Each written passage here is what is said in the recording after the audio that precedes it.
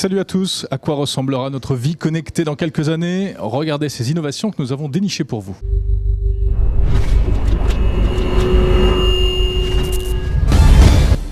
Alors nous sommes ici au cœur de Paris, à l'atelier SFR qui en ce moment propose avec son SFR Player plein de petites innovations qui vont peut-être arriver demain chez nous à la maison. Tiens Jérôme, on va commencer par ça qui est pas mal. Je vais d'un coup allumer et éteindre la lumière qui est derrière nous. Mets un peu d'ambiance si tu y arrives. Là, hop, t'as vu? Et simplement avec mon smartphone. Pas mal. Voilà. Alors autre chose, regardez comment bientôt on pourra très facilement changer de chaîne en fonction de la personne qui est dans la pièce. La reconnaissance de visage appliquée à la télé. Visite avec Erika. La reconnaissance faciale, ça permet donc de reconnaître la personne et de lui proposer sa chaîne préférée. Ce qui est intéressant, c'est en fait que la caméra reconnaisse si c'est un adulte ou un enfant. Et si c'est un enfant, que le contrôle parental soit automatique. C'est ce qui est une alternative au code où parfois on le cache mais en fait faussement et l'enfant le trouve. Aussi par exemple vous avez cuisiné quelque chose, il est dans le four, vous avez envie de vous prélasser, vous êtes devant la télé, tout d'un coup vous avez oublié que cette chose est dans le four, vous courez, et en fait la caméra va reconnaître que vous n'êtes plus là et va mettre votre émission enregistrée. Comme ça, quand vous allez revenir, elle va vous proposer soit de continuer, soit un autre programme. On montre le visage à la caméra, qui le reconnaît et qui tout de suite change de chaîne et met la chaîne préférée. Donc là, c'est une caméra qui est branchée en plus, vous voyez, en dessous de la télévision. On peut imaginer que plus tard, on achètera des télévisions où il y aura la caméra intégrée pour la reconnaissance faciale. Bon, alors regardez la télé en famille, c'est bien, mais quand le bébé est dans sa petite chambre et qu'il commence à pleurer, eh bien, il faut quand même un système aussi de vidéosurveillance.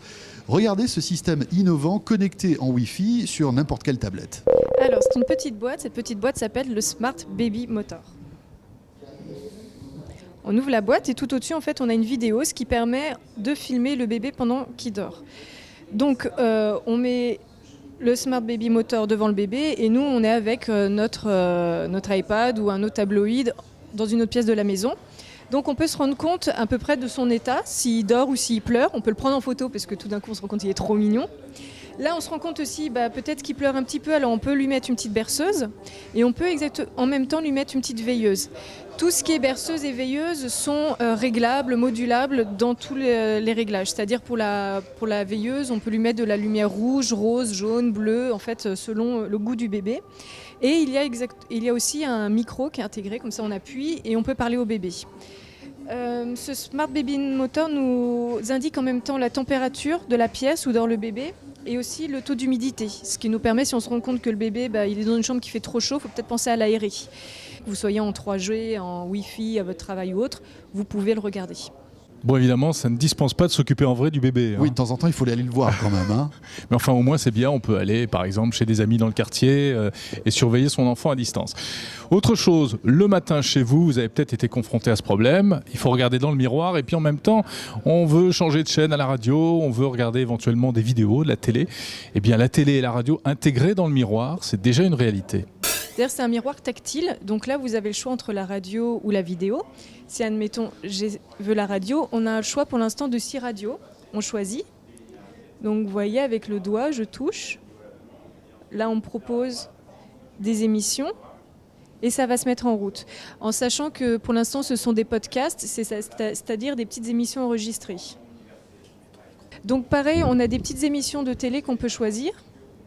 Et quand on le met, l'émission de télé va s'allumer voilà, en haut à gauche. Pareil, l'idée c'est que ça reste un miroir et que sa fonction est un miroir. Voilà, c'est un miroir sans teint, l'ordinateur est derrière et c'est prévu pour résister à l'humidité de la salle de bain. Pour l'instant, il s'agit d'un prototype et nous espérons par la suite pouvoir avoir la télévision et la radio en direct. Bon, on continue la visite. Autre innovation, pour rester en bonne santé, imaginez un petit capteur qui va surveiller en fait si tu restes trop longtemps assis à ton bureau sans rien faire, pour te dire que de temps en temps il faut aller se bouger.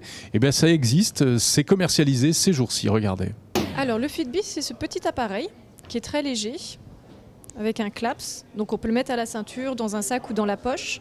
On le prend avec nous toute la journée, donc comme il est très léger, on ne le sent pas. Donc ça nous donne l'heure, ça nous indique le nombre de pas. Voilà, moi depuis ce matin, j'ai fait 2168 pas. Ça nous indique le nombre de calories qu'on a dépensées, le nombre d'étages montés, et au fur et à mesure de l'activité, on a une plante qui grandit. Cet appareil a 7 jours d'autonomie, donc on peut même l'oublier, c'est pas grave. On a une application sur n'importe quel smartphone, iPhone ou Android. On peut rentrer ses spécificités, un homme, une femme, le poids, l'âge et également l'alimentation. Comme ça, si on veut suivre un régime ou même au niveau des activités, être plus au courant de sa masse musculaire ou comment mieux gérer sa dépense énergétique, ce petit appareil le permet très facilement. C'est-à-dire que l'objectif, c'est qu'on sait à la fin de la journée ce qu'on a dépensé comme calories avec ce petit capteur, c'est ça ? Voilà, et même si vous partez en vacances pendant une semaine, comme l'autonomie est de 7 jours, vous pouvez revenir au bout d'une semaine. Et il suffit juste d'approcher en fait, le petit appareil du téléphone, de faire une réinitialisation de la page, et tout de suite ça nous indique, ça prend en compte toutes les nouvelles informations. D'accord. Et ça, c'est disponible ? Alors c'est disponible pour l'instant juste par Internet. On ne l'a pas dans les commerces en France, donc c'est pour ça que les indications sont en anglais, mais ça devrait sortir bientôt. C'est bien pour nous, ça, les sédentaires. Hein, oui, c'est pas mal. Gadget-là. Et bien justement, quand on est trop sédentaire, on commence très vite à avoir des petits problèmes de santé. Et bien justement, pour surveiller son état de santé au quotidien, rien de mieux que la techno. Surveiller, par exemple, son souffle, sa température, son poids, sa tension. C'est possible avec tout ce système qu'on va découvrir maintenant. Tweetoo, il s'agit d'une interface sur Internet qui existe. Et en fait, vous pouvez acheter donc sur cette interface la centrale Tweetoo et certains appareils, donc un tensiomètre, thermomètre, oxymètre, spiromètre et une balance. Là, par exemple, voilà, je vais monter sur la balance, l'information monte jusqu'à la centrale, envoie l'information sur mon compte Tweetoo et ensuite je reçois un tweet de mon médecin qui me dit si tout va bien ou si tout va mal. Voilà, l'idée en fait c'est que vous ayez un compte, comme il s'agit d'un compte au niveau de la santé, c'est extrêmement confidentiel, extrêmement sécurisé. Votre médecin généraliste peut avoir un compte et s'il n'a pas de compte Tweetoo, vous avez des médecins Tweetoo. Ce qui vous permet en fait d'avoir un suivi médical sans pour autant aller chez le médecin. Ce qui est très intéressant pour les personnes diabétiques ou même les personnes âgées qui parfois on essaye de les garder le plus longtemps à la maison mais qui ont besoin régulièrement, le médecin a besoin d'avoir des informations régulières sur ces personnes. Ce qui est intéressant c'est on peut avoir une sorte de tuteur Tweetoo. Bien sûr, il faudra pouvoir justifier du lien avec la personne, mais ce qui permet que la personne qui utilise Tweetoo ne soit pas juste en relation avec le médecin, mais qu'un membre de la famille également peut être au courant du développement de la santé de cette personne. Bon, ne partez pas, c'est pas fini. Regardez ça. Alors là, on atteint des sommets. Oui. Si vous êtes comme nous, que vous n'avez pas la main verte et que vous oubliez d'arroser vos plantes, pas de panique. Désormais, la plante va pouvoir vous prévenir sur votre mobile lorsqu'elle a besoin d'eau. En fait, pour vous montrer, à l'intérieur de cet entonnoir, on a mis un capteur. Ici. Normalement, donc là c'est juste pour la démonstration, mais normalement ce capteur il se met à l'intérieur de la plante.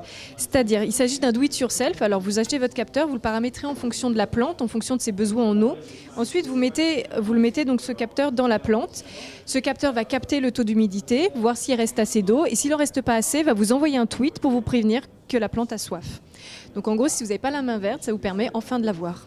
Alors voilà pour la plante qui tweet, ça c'est une première quand même. Bon, quelque chose de plus concret maintenant. On a tous eu le même problème, trouver le parc-mètre quand on se gare dans la rue. Pas évident. On n'a pas de monnaie, on est loin, on a la flemme, etc. Et paf, on a un PV. Mais alors qu'on a envie de payer notre ticket on meurt d'envie de payer son ticket de stationnement. Et bien regardez, maintenant on va pouvoir le payer avec son mobile directement. Alors avec le M-Parking, tout simplement, il suffira d'envoyer un SMS avec votre plaque d'immatriculation et vous recevrez à votre tour un autre SMS qui vous dira que vous venez de prendre un stationnement pour une durée de 1 heure. Voilà. Mais alors il va falloir que j'entre mon numéro de plaque d'immatriculation sur le smartphone. Sur le smartphone, vous envoyez le texto et on vous en renvoie un pour vous signifier que c'est OK. D'accord. Et comment on va savoir le préposé aux contraventions que j'ai bien payé ? Alors le préposé va avoir une application un peu contraire où lui va rentrer votre plaque d'immatriculation et voir si vous êtes en règle. Bon, alors ça, on ne sait pas encore quand est-ce que ça arrivera, ni où. Hein. Mais a priori, ça devrait arriver vite. Hein ? Ouais. En tout cas, c'est bien pratique. Voilà, toutes ces innovations, eh bien, certaines sont déjà là ou presque, comme par exemple le capteur d'état de santé. D'autres, peut-être ne verront jamais le jour, mais en tout cas, on voit que ça avance sur tous les domaines. Voilà, en tout cas, on espère que tous ces objets connectés vers le futur vous ont intéressé. Et on se retrouve très vite sur la chaîne techno.tv, bien évidemment.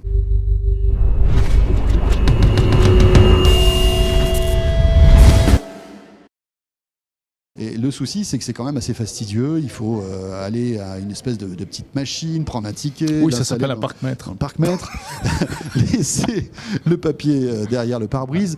Eh bien, regarde ce qu'on peut faire, ce qu'on va bientôt pouvoir faire. Pardon, j'ai dit regarde, il faut dire regarder. C'est ça qui parle. Allez, refais plus Ah, simple. ouais.